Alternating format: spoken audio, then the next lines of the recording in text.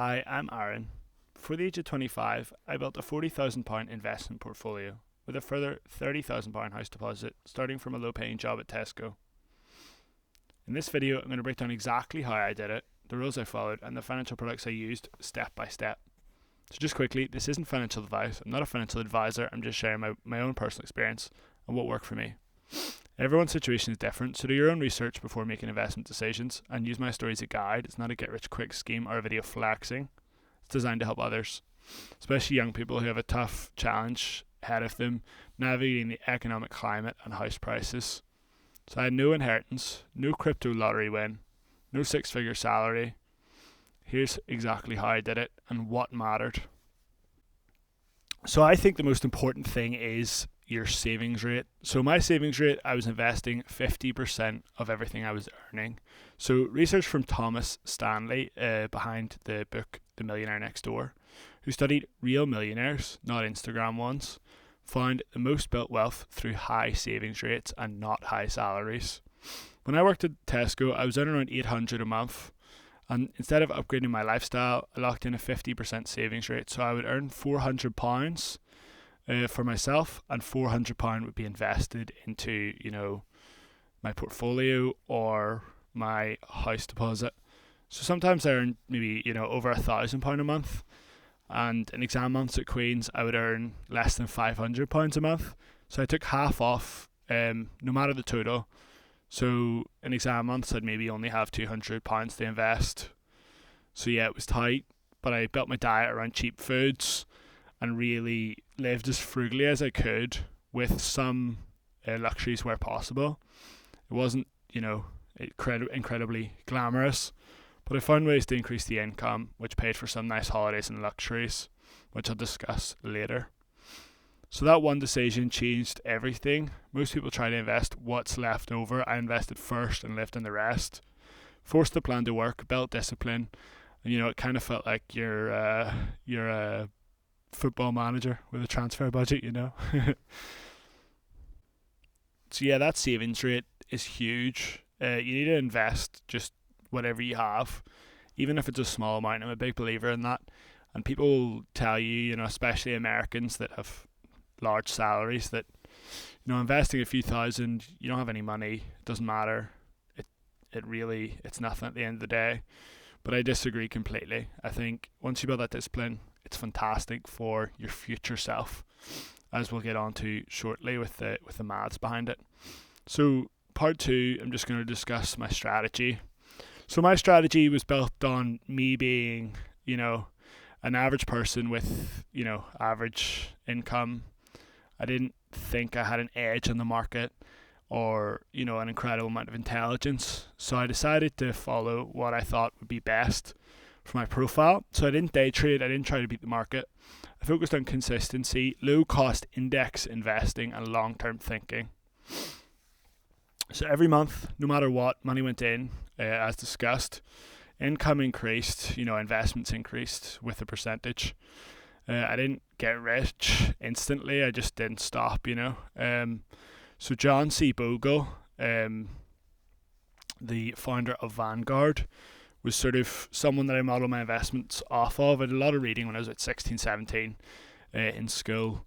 And, the SPIVA reports, the S&P indices versus active managers, repeatedly show most active fund managers underperform index funds over 10 to 15 years.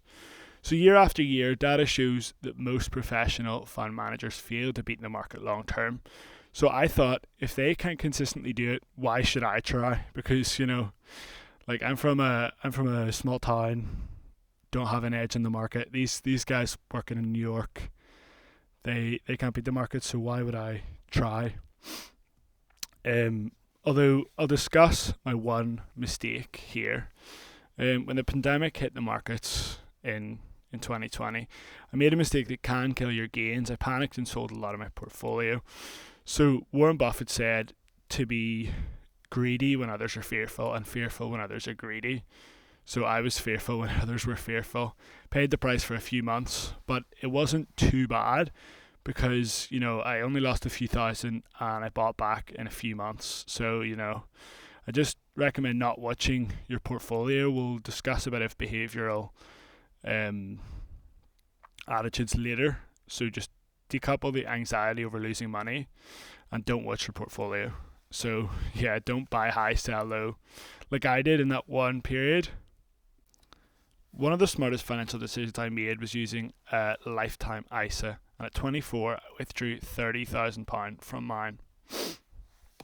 So if you're going to take anything away from this video, use the most efficient financial products available to you, and in the UK that's the lifetime ISA, I believe, for young people, because the government's going to give you £1,000 for free on top of £4,000 invested every single year from April. So you utilise that and you can get compound interest on the extra £1,000. You know, it's a no-brainer. It's not for everyone, so look into the criteria, but it pretty much is for everyone, 18 to 30. You know, it's a fantastic option, 18 to 40 even, that want to buy a house in the future and maybe live outside London, just because there's a little bit of a price restriction. You know, it can't go over 450,000, although they're talking about changing that. So yeah, invest in a lifetime ISA. Fantastic if you're a young person. Get that free money. Yeah. So as my income grew, my lifestyle did not grow at the same speed. I did multiple bank switches at a time for years, match betting, sign-up offers, anything that got me some extra money to live well outside of my tight budgeting. So the savings rate on most extra income was over 50%, but 50% was the baseline minimum.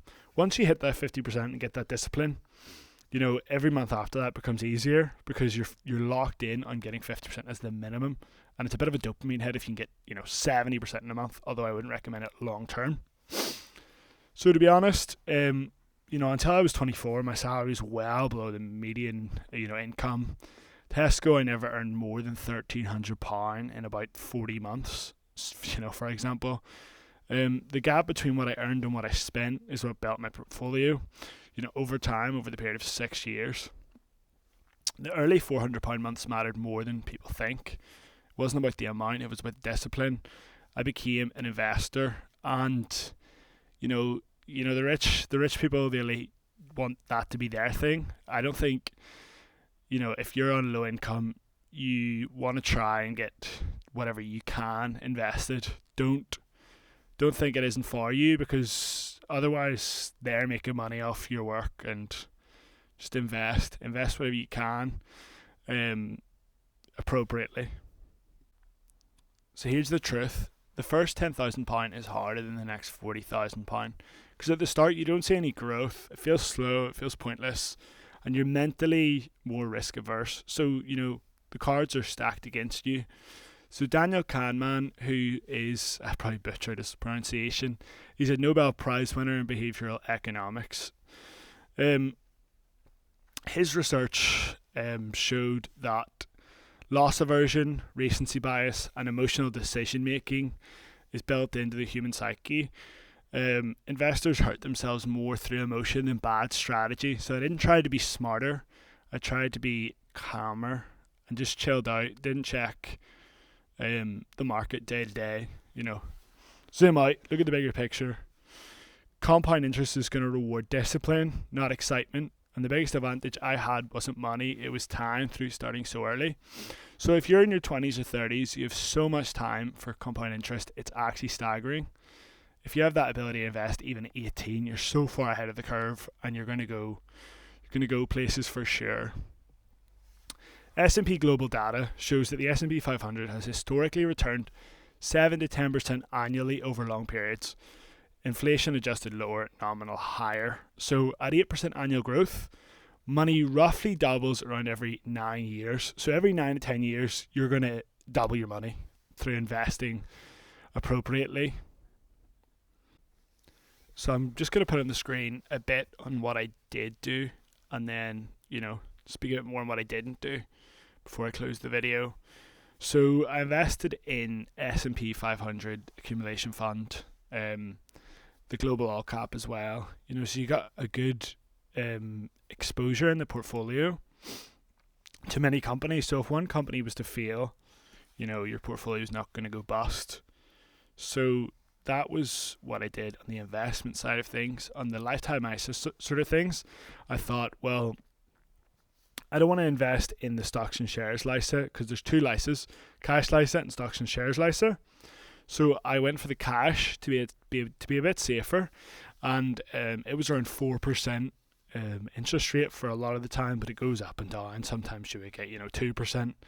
And nonsense like that where you wouldn't really make any more on top of your government bonus. So it was safe and steady. They tell you, it's kind of a rule. If you want to invest, do not invest for the short term. So don't put money in expecting to withdraw it in the next couple of years. Put it in for the long term. My investment portfolio, I'd say, is for 30 years' time, 20 years' time. I very rarely withdraw from it unless I need money ASAP. So what I didn't do, I didn't trade options, flip meme stocks, or time the market. And I didn't panic sell apart from that one instance. I didn't spend years investing in crypto. Anytime I invested in crypto, I treated it as gambling, where I would lose the money. I would just anticipate mentally that I was going to lose the money. So it was just fun money. I wouldn't really recommend that. Gambling isn't sustainable for most people long term, unless you have a massive edge over the market. So make sure you get that conviction that you've got an edge, or else you're going to end up screwed. Don't get burnt by the Dunning-Kruger effect. So yeah, I stayed boring, and boring builds a lot of wealth over the long term. So you've got time in your hands. Make sure you invest, do it safely, and do your own research. You don't have to follow anything I do. So yeah, it worked for me. If you're earning minimum wage right now, don't think you can't build wealth. Your savings rate matters more than your salary at the start. Build the habit, build your own identity, and the money will follow. For me, the money wasn't built in 1 year. It was built in small £400 months at a time. And I'll leave you on 2 Warren Buffett quotes which really tie into this video story. So Buffett said, "The stock market is a device for transferring money from the impatient to the patient." And he also said, "Do not save what is left after spending. Spend what is left after saving."